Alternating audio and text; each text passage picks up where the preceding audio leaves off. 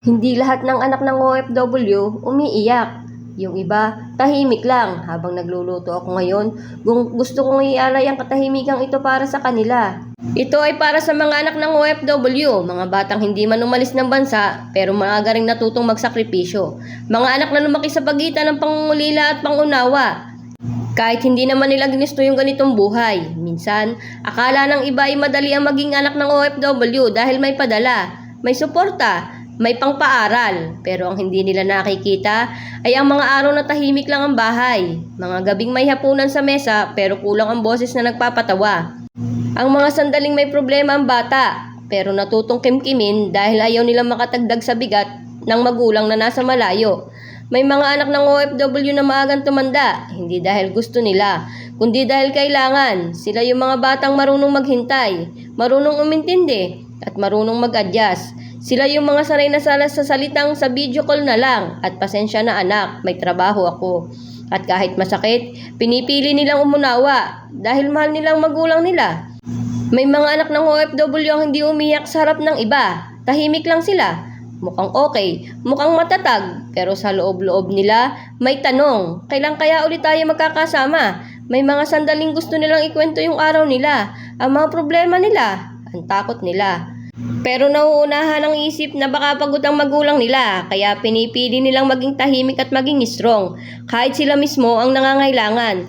Habang nire-ready ko ang lulutuin ko, naiisip ko kung ilang anak ng OFW ang kumakain ngayon na mag-isa, o kasama ang kamag-anak.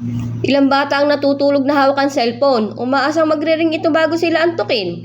Ilang anak ang nagdadasal gabi-gabi na sana okay lang ang magulang nila sa ibang bansa, kahit sila mismo ang nangungulila. Kung isa kang anak ng OFW at naririnig mo ito, gusto kong ipaalala sa iyo to, hindi ka iniwan, hindi ka nakalimutan, hindi ka kailanman naging pangalaw sa trabaho. Ikaw ang dahilan kung bakit may nagtitiis. Ikaw ang dahilan kung bakit may gumigising araw-araw kahit pagod na. Ikaw ang pangalan na binubulong sa bawat dasal ng magulang na nasa malayong lugar. At para sa mga magulang na OFW na may mga anak na naiwan sa Pilipinas, alam kong mabigat ang desisyong umalis. Walang magulang ang gustong malayo sa anak. Pero minsan, iyon ang tanging paraan para mabigyan sila ng mas maayos na bukas. Pero sana, sa gitna ng trabaho at pagod, huwag nating kalimutan ng may mga anak na hindi lang naghihintay ng padala. Naghihintay sila ng boses mo, ng oras mo, ng simpleng tanong kung kamusta na sila, at pakikinig kahit saglit lang. Hindi kailangang mahaba ang usapan. Minsan, sapat na ang anak, proud ako sa'yo. Minsan, sapat na ang salamat sa pag-intindi. Dahil ang mga anak ng OFW ay hindi humihingi ng perpekto. Humihiling lang sila ng maramdaman ang halaga nila.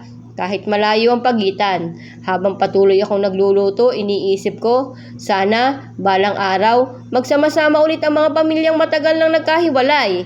Sana, ang mga anak ng OFW ay makaupo sa isang mesa na kasama ang magulang nila. Walang screen, walang pagitan, walang oras na hinahabol hanggang sa dumating ang araw na iyon.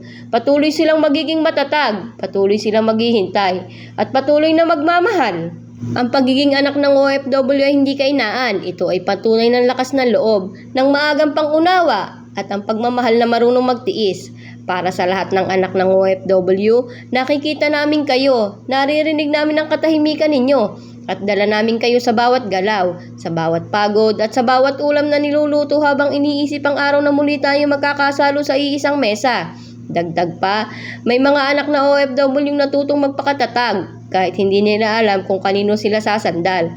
Sila yung mga batang marunong magdesisyon mag-isa, marunong magpakalma ng sarili, at marunong magpanggap na okay lang ang lahat.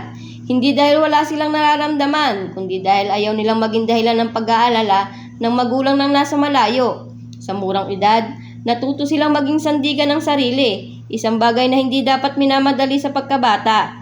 Pero napilitan dahil sa sitwasyon. At balang araw, kapag ang anak ng OFW na ito ay lumaki na, dala nila ang kwentong hindi palaging naririnig. Kwento ng paghihintay, ng tahimik na dasal, at ang mga pag-asang hindi na kailanman nawala. Sana sa araw na iyon, kapag sila ay may sarili ng pamilya, maramdaman nila na ang lahat ng sakripisyo ay may saysay, na ang pagmamahal kahit malayo ay umaabot. At ang mga gaming tahimik noon ay naging lakas nila ngayon, isang lakas na hinubog ng pagmamahal ng magulang, na minsan kailangan lumayo. Sa huling halo ng niluluto ko, dala ko ang dasal sa mga anak ng OFW. Naway ang katahimikang kinailangan ninyong tiisin ay maging lakas ninyo sa hinaharap.